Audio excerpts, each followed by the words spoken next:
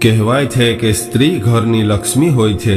કદાચ સ્ત્રી ચાહે તો ઘરને સ્વર્ગ બનાવી શકે છે અને ચાહે તો ઘરને નર્ક પણ બનાવી શકે છે.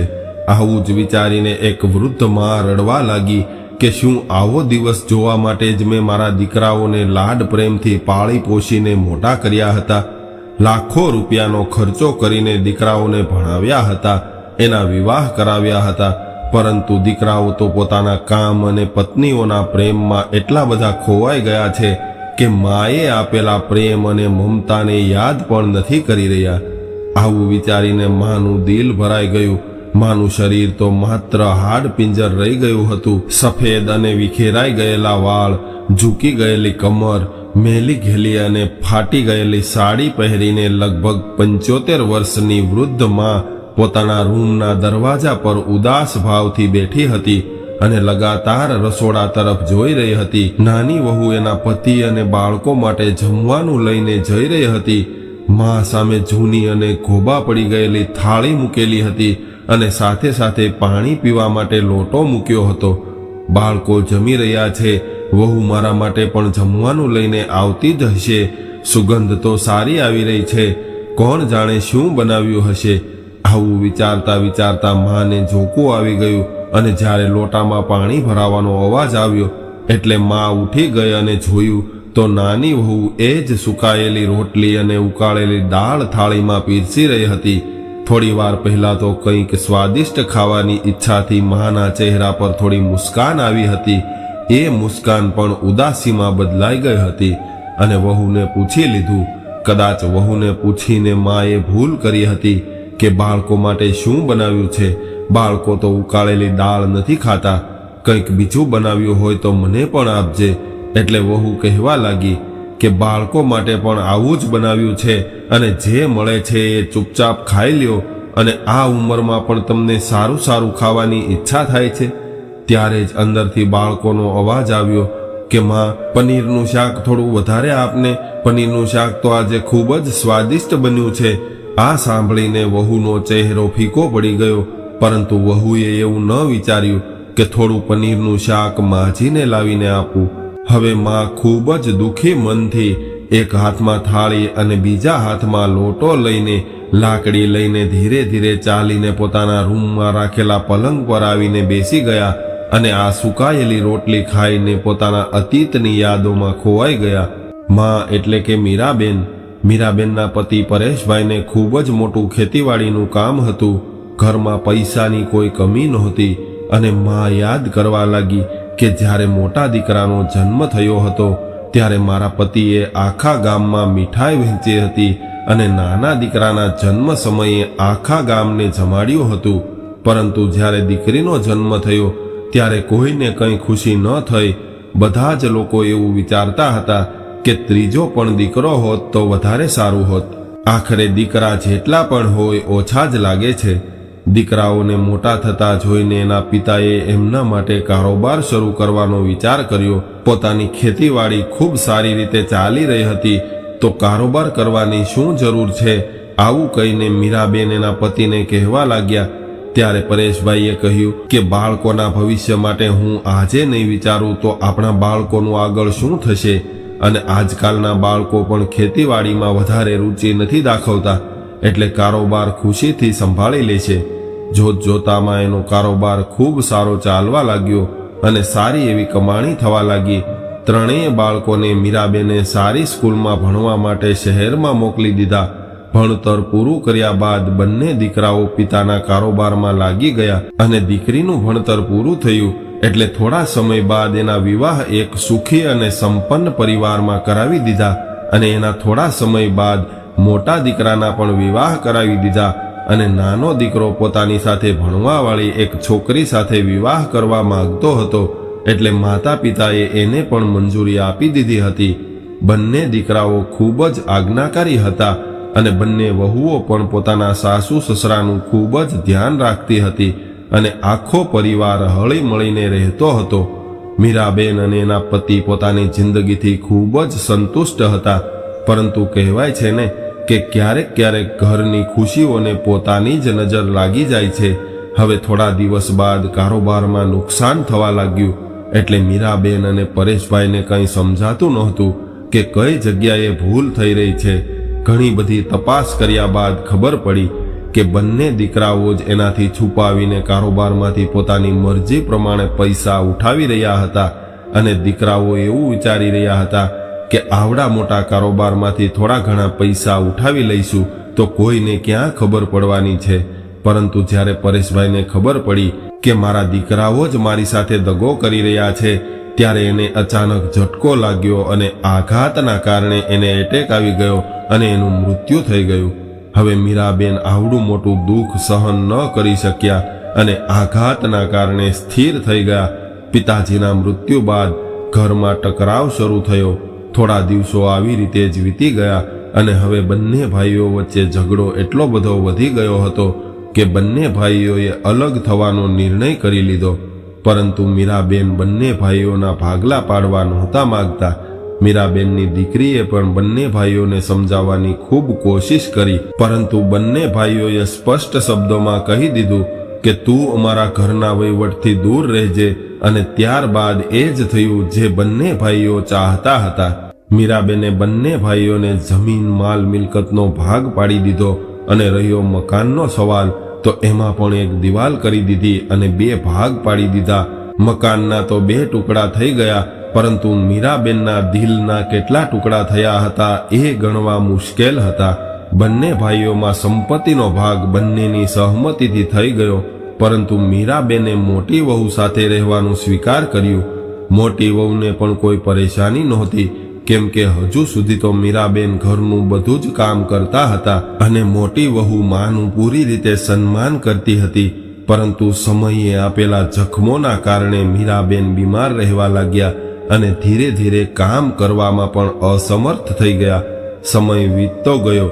હવે વૃદ્ધ મીરાબેન વધારે વૃદ્ધ અને ઉપેક્ષિત થઈ ગયા હતા. પહેલા તો ઘરના નાના બાળકો પણ મીરાબેનની આસપાસ રમતા હતા, પરંતુ હવે આ બાળકોને પણ દાદીથી કોઈ મતલબ રહ્યો નહોતો. હવે મોટી વહુને પણ માને પોતાની સાથે રાખવાનું ભારે લાગવા લાગ્યું. હવે વૃદ્ધ વિધવા માને લઈને ઘરમાં મોટી સમસ્યા ઊભી થઈ ગઈ હતી કે માના ભાગલા કેવી રીતે પાડવા, અને આ વાતનું સમાધાન કોઈ રીતે નહોતું મળી રહ્યું. બંને દીકરાઓમાંથી એકેય પોતાની માને પોતાની સાથે રાખવા માટે તૈયાર નહોતો. એકેય વહુ વૃદ્ધ માનું જમવાનું બનાવવાની જવાબદારી નહોતી લેવા માંગતી. 2 સમયનું જમવાનું આપવા માટેની બંને વહુઓની લડાઈ વૃદ્ધ મીરાબેનના દિલને ચીરી રહી હતી. આ સમયની નિષ્ઠુરતા હતી કે જે માએ પોતાના દીકરાઓને 9 મહિના કોખમાં રાખ્યા હતા, ત્યારબાદ જન્મ આપીને પાળી પોષીને મોટા કર્યા, ખુદની ઊંઘ હરામ કરીને પોતાના બાળકોને શાંતિથી સુવડાવ્યા હતા, દીકરાઓની દરેક નાની મોટી ખ્વાહિશોને પૂરી કરી હતી. આજે એ દીકરાઓ જ પોતાની માને પોતાની સાથે રાખવા માટે તૈયાર નહોતા. ઘણો બધો વિચાર કરીને બંને ભાઈઓએ એક નિર્ણય લીધો, જેનાથી એની સમસ્યાનું સમાધાન તો થઈ ગયું, પરંતુ માની મમતા તાર તાર થઈને તૂટી ગઈ. કેમ કે નિર્ણય એવો લેવામાં આવ્યો હતો કે મા 1 મહિનો મોટા દીકરાના ઘરે રહેશે અને 1 મહિનો નાના દીકરાના ઘરે, અને મા જે દીકરાના ઘરે રહેતી હોય એ મહિનાના પેન્શનનો હકદાર એ દીકરો રહેશે. માનો ખર્ચો અને દવાઓનો ખર્ચ પણ એ જ પેન્શનના પૈસામાંથી કરવામાં આવશે. હવે 1લી તારીખથી જ માને નાના દીકરા અને વહુના હિસ્સામાં પહોંચાડી દીધા. નાની વહુએ એક સ્ટોર રૂમ ખાલી કરાવીને માને રહેવાની વ્યવસ્થા કરી દીધી અને ત્યાં જ એક પલંગ, એક થાળી અને લોટો આપીને માને બેસાડી દીધા. હવે બિચારી મીરાબેન દુઃખી થઈને રોજ જમવાના સમયે થાળી અને લોટો લઈને રૂમના દરવાજા તરફ બેસી જતા અને રાહ જોતા કે ક્યારે ખાવાનું મળશે અને ક્યારે મારા પેટની ભૂખ શાંત થશે. વૃદ્ધ માની આંખો દરવાજા તરફ જોઈ રહી હતી ત્યારે જ સામેથી કોઈને આવતા જોઈને અચાનક ચમકી ગઈ અને જોયું તો માને મળવા એની દીકરી આવી રહી હતી. પરંતુ પોતાની માની આવી હાલત જોઈને દીકરી હેરાન રહી ગઈ. દીકરી ઘણી વાર કહેતી હતી કે માં, તમે મારા ઘરે આવતા રહો અને મારા ઘરે આવીને ત્યાં શાંતિથી રહેજો. પરંતુ માં પોતાના સિદ્ધાંતોની વાત કરીને દીકરીના ઘરે જવાની ના પાડી દેતા. એક દિવસ પોતાના રૂમના દરવાજા પર બેસીને માં પોતાના ચશ્મા ઉતારીને જોવા લાગ્યા અને વિચારવા લાગ્યા કે કેટલી વાર નાના દીકરાને કહ્યું હતું કે મારા ચશ્મા રિપેર કરાવી દે, પરંતુ મારી વહુએ તો એવું કહી દીધું કે તમે તમારા મોટા દીકરાના ઘરે જાઓ ત્યારે ત્યાં નવા ચશ્મા લઈ લેજો. અત્યારે તો તમારા પેન્શનના બધા જ રૂપિયા ખલાસ થઈ ગયા છે. આજે નાનો દીકરો જ્યારે તૈયાર થઈને રૂમની બહાર નીકળી રહ્યો હતો એટલે માએ કહ્યું કે બેટા, મારા ચશ્મા તૂટી ગયા છે, મને કંઈ દેખાતું નથી. આટલું કહેતા જ દીકરો ભડકી ગયો અને માને ગુસ્સો કરીને કહેવા લાગ્યો કે માં, કમસે કમ હું ઓફિસે જતો હોય ત્યારે તો મને ટોકવાનું બંધ રાખો, અને આમ પણ આ ઉંમરમાં તમારે ચશ્માની શું જરૂર છે? તમારે કોઈ ઓફિસનું કામ તો નથી કરવાનું. દીકરાની આવી કડવી ભાષા સાંભળીને બિચારી લાચાર વૃદ્ધ માની આંખોમાં આંસુ આવી ગયા અને પાછા પોતાના તૂટેલા ચશ્મા પહેરીને બેસી ગયા. આજે નાની વહુએ ઘરમાં કિટ્ટી પાર્ટી રાખી હતી. ઘરમાં ઘણી બધી ચહેલ પહેલ થઈ રહી હતી. ખાવા પીવાનો ઘણો બધો સામાન ઘરમાં લાવવામાં આવ્યો હતો. આ બધું જોઈને માં વિચારી રહી હતી કે આજે કોઈ મહેમાન આવવાના લાગે છે. ભોજનની ખુશ્બુ આવી રહી છે, એટલે આજે તો કંઈક સ્વાદિષ્ટ ખાવાનું મળશે. આવું વિચારીને માં મનમાં ને મનમાં ખુશ થઈ રહી હતી. પરંતુ આ શું થયું? થોડી જ વારમાં નાની વહુ આવી અને માની થાળીમાં ખીચડી નાખીને જતી રહી અને માને રૂમની બહાર ન નીકળવાની સલાહ આપતી ગઈ. હવે માં ઉદાસ થઈને ખીચડી ખાવા લાગી. ત્યારે જ એમણે જોયું કે લોટામાં પાણી નહોતું, એટલે એની વહુને કહ્યું કે મારા લોટામાં પાણી તો નાખતી જા, મને ખૂબ તરસ લાગી છે. પરંતુ એટલી વારમાં તો વહુ ત્યાંથી જતી રહી હતી. હવે ભોજન કરીને વૃદ્ધ માં ધીરે ધીરે લાકડીના ટેકે ટેકે બહાર આવ્યા અને કહેવા લાગ્યા કે વહુ, મારે પાણી પીવું છે, મને ખૂબ તરસ લાગી છે. અને માએ જોયું તો બહાર વહુની ઘણી બધી સહેલીઓ આવી હતી અને અલગ અલગ પ્રકારના વ્યંજન ખાઈ રહી હતી. અને નાની વહુ એની સહેલીઓને પોતાનો સોનાનો હાર બતાવી રહી હતી જે એના પતિએ એને લાવીને આપ્યો હતો. હવે નાની વહુએ માને જોયા એટલે કંઈ પણ વિચાર કર્યા વગર માનો હાથ પકડીને ઢસડીને એના રૂમ સુધી લઈ આવી અને રૂમમાં બેસાડી દીધા અને કહ્યું કે હું તમને કહીને ગઈ હતી કે રૂમની બહાર નહીં નીકળતા, તો પછી એટલી બધી શું તકલીફ પડી ગઈ હતી કે તમે બહાર આવી ગયા? આવી રીતે માને ગુસ્સા ભર્યા કડવા શબ્દો કહીને વહુ પાછી પોતાની સહેલીઓ પાસે જઈને હસી મજાક કરવા લાગી. ધીરે ધીરે સમય વીતવા લાગ્યો. એક દિવસ વૃદ્ધ માં મીરાબેન જમવાનું જમીને હજુ તો પોતાની પલંગ પર બેઠા હતા ત્યારે એમણે જોયું કે સામેથી એનો દીકરો એના રૂમમાંથી બહાર આવી રહ્યો હતો.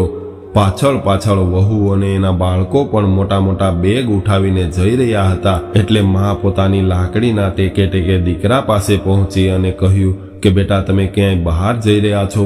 એટલે દીકરાએ કહ્યું કે હા માં, અમારા બાળકોને સ્કૂલમાં રજા છે, એટલે અમે લોકો થોડા દિવસો માટે બહાર ફરવા જઈ રહ્યા છીએ. આ સાંભળીને માં થોડી વાર વિચાર કરીને બોલી કે બેટા, હું મારું જમવાનું કેવી રીતે બનાવી શકીશ?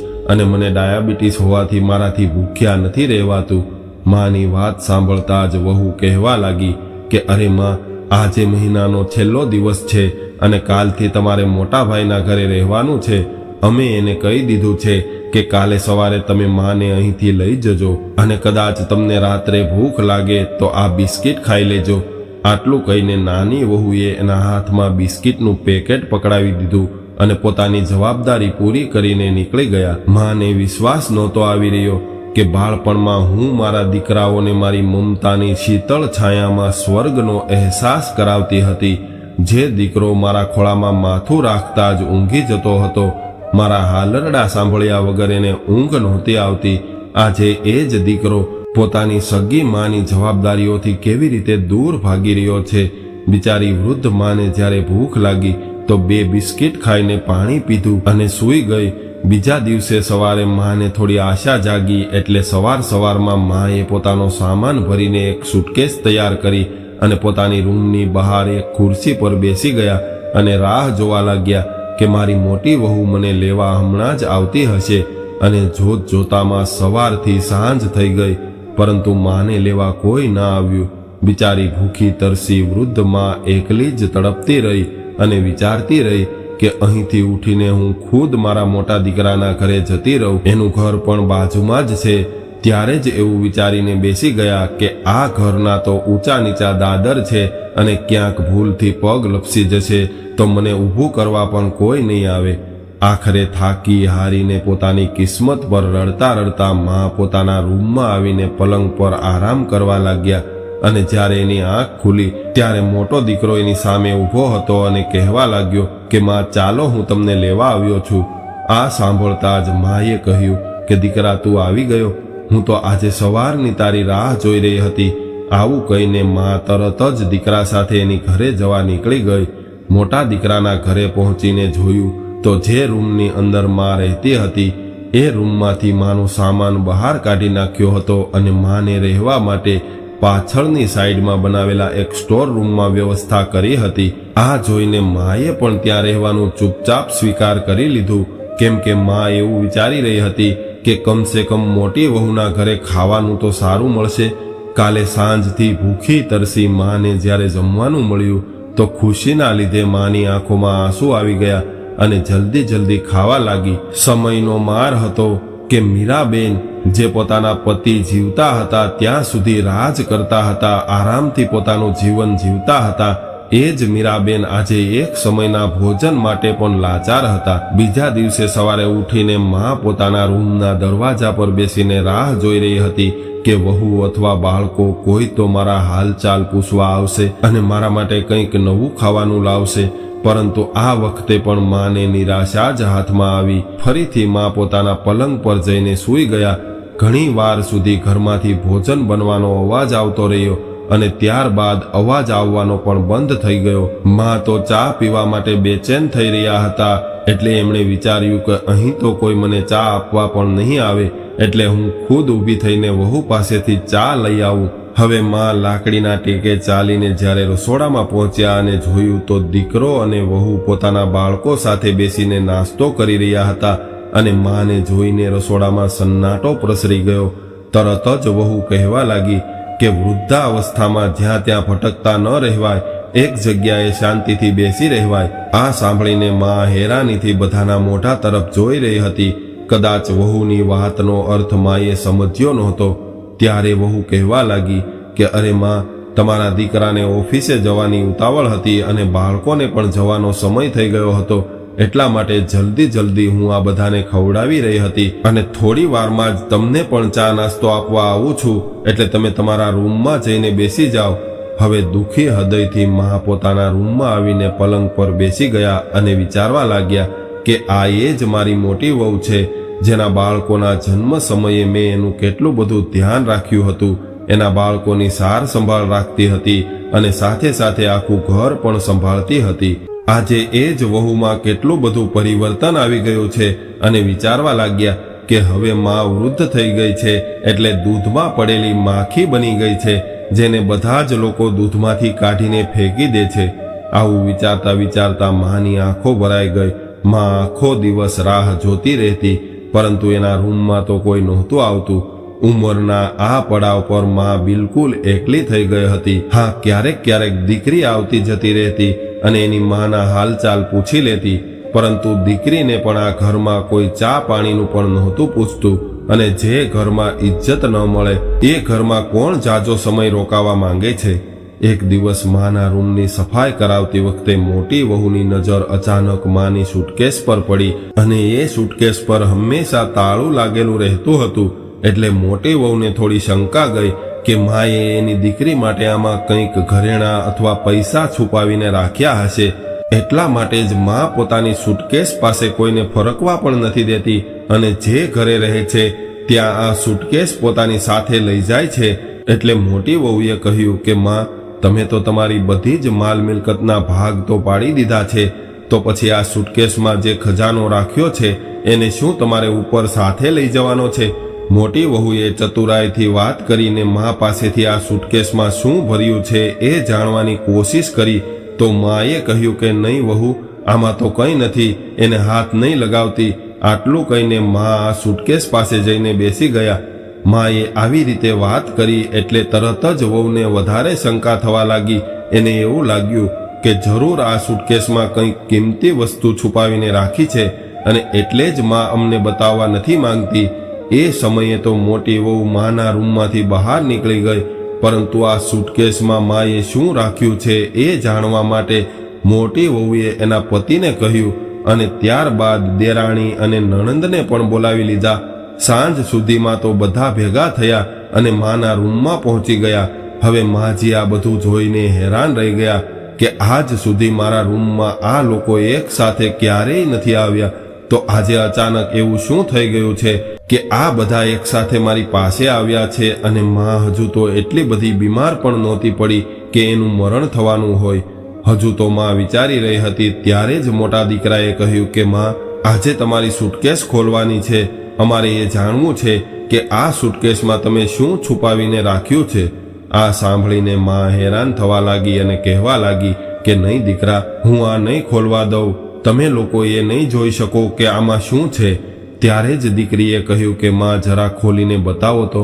આ લોકો એવું કહી રહ્યા છે કે તમે આ સુટકેસમાં મારા માટે કંઈક કિંમતી સામાન છુપાવીને રાખ્યો છે, એટલે એ સાબિત કરી દો કે આ લોકો જૂઠું બોલી રહ્યા છે. આટલું કહીને દીકરી જોર જોરથી રડવા લાગી. દીકરીની આવી હાલત જોઈને માએ પોતાની જીદ છોડી દીધી અને પલંગ પરથી ઊભા થઈને સુટકેસનું તાળું ખોલવા લાગ્યા અને કહેવા લાગ્યા કે તમે એ જાણવા માંગો છો કે મારી સુટકેસમાં મેં શું છુપાવીને રાખ્યું છે, તો લ્યો જોઈ લ્યો. આટલું કહીને માએ સુટકેસ ખોલી તો બંને દીકરાઓ અને વહુઓ હેરાન રહી ગયા. દીકરાઓ અને વહુઓની એવી દશા થઈ ગઈ કે જાણે એને સાપ સૂંઘી ગયો હોય. ત્યારે જ મોટો દીકરો આશ્ચર્યચકિત થઈને કહેવા લાગ્યો કે માં, તમે આ સુકાયેલી રોટલી સુટકેસમાં શા માટે ભરી રાખી છે? એટલે માએ કહ્યું કે હા, એટલા માટે જ આ સુટકેસ મને મારા જીવ કરતા વહાલી છે. આટલું કહીને માનું ગળું રૂંધાઈ ગયું. ત્યારે દીકરી કહેવા લાગી કે માં, આ તો સુકાયેલી રોટલીઓ છે અને આને તમે ખજાનાની જેમ સુટકેસમાં છુપાવીને શા માટે રાખી છે? એટલે માએ કહ્યું કે દીકરી, દર અઠવાડિયે રવિવારના દિવસે આ બધા લોકો બહાર હોટલમાં જમવા જાય છે અને એ દિવસે ઘરમાં જમવાનું નથી બનતું, એટલા માટે રવિવારના દિવસે ખાવા માટે હું આ રોટલીઓ બચાવીને રાખું છું. આટલું કહેતા કહેતા જ માં જોર જોરથી રડવા લાગી અને પોતાની માની આવી હાલત જોઈને દીકરી ખૂબ જ દુઃખી થવા લાગી. ત્યારબાદ પોતાનું દુઃખ અને પીડા પર નિયંત્રણ કરીને દીકરીએ જેમ તેમ કરીને ખુદને સંભાળીને કહેવા લાગી અને એક રોટલી હાથમાં લઈને માને પૂછવા લાગી કે માં, આ રોટલી તો સુકાયેલી છે અને તમારા મોઢામાં તો દાંત પણ નથી, તો તમે આ કેવી રીતે ખાઈ શકો છો? માએ કહ્યું કે દીકરી, મજબૂરી માણસ પાસે બધું જ કરાવી શકે છે. જ્યારે પેટ ભૂખ્યું હોય ત્યારે ખાવાની રીતો પણ એની મેળે જ આવડી જાય છે. હું આ રોટલીને થોડા સમય માટે પાણીમાં પલાળીને રાખું છું અને જ્યારે રોટલી થોડી નરમ થઈ જાય તો એને ખાઈને જેમ તેમ કરીને મારું પેટ ભરી લઉં છું. પોતાની માની આવી લાચારી જોઈને દીકરી માના ગળે લાગી ગઈ અને ફરીથી જોર જોરથી રડવા લાગી. બાજુમાં જ ઉભેલા દીકરાઓ અને વહુઓ પણ આ દ્રશ્ય જોઈને હેરાન થઈ રહ્યા હતા અને બંને દીકરાઓ માની આવી હાલત જોઈને એના પગમાં પડીને માફી માંગવા લાગ્યા. ત્યારે જ બંને વહુઓને પણ પોતાની ભૂલનો અહેસાસ થયો. હવે બંને દીકરાઓએ એવું નક્કી કર્યું કે માં જે ઘરમાં રહેવા માંગતા હોય એ ઘરમાં રહી શકશે. આપણી માં માટે કોઈ અલગ રૂમ નહીં હોય. હવે આપણી માં આપણી સાથે જ રહેશે. તો મિત્રો, આજની કહાની તમને કેવી લાગી કોમેન્ટમાં જરૂર જણાવજો અને પસંદ આવી હોય તો વિડીયોને લાઈક, શેર અને નવા હોય તો ચેનલને સબસ્ક્રાઇબ જરૂરથી કરજો. હર હર મહાદેવ.